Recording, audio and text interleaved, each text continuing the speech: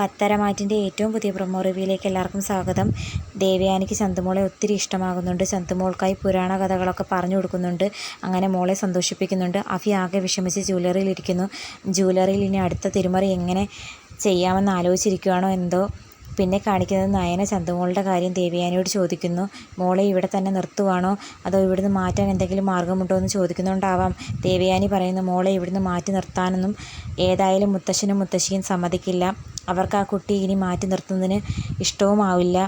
ഇതുപോലെ തന്നെയാണ് ജലജ ഈ വീട്ടിലേക്ക് കയറി വന്നതെന്നൊക്കെ പറയുന്നുണ്ട്. അതിനുശേഷം ദേഷ്യത്തോടെ ദേവയാനി ആദർശിനോട് ചോദിക്കുന്നു, ഞാൻ ഈ കേട്ടതൊക്കെ സത്യമാണോ എന്ന് ചോദിച്ചുകൊണ്ട് ആദർശിൻ്റെ മുഖത്തടിക്കുന്നു.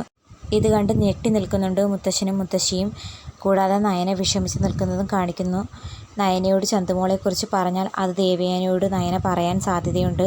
അതിനെ തുടർന്നുണ്ടാകുന്ന പൊട്ടിത്തെറിയെക്കുറിച്ച് ആദർശിനി സ്വപ്നം കാണുന്നതാണോ എന്നുള്ളതൊക്കെ ഇനി വരും എപ്പിസോഡ് കണ്ടേലേ അറിയാൻ പറ്റൂ. അപ്പോൾ ഇന്നത്തെ വീഡിയോ ഇഷ്ടപ്പെടുകയാണെങ്കിൽ തീർച്ചയായിട്ടും ചാനലൊന്ന് സബ്സ്ക്രൈബ് ചെയ്ത് സപ്പോർട്ട് ചെയ്യണേ.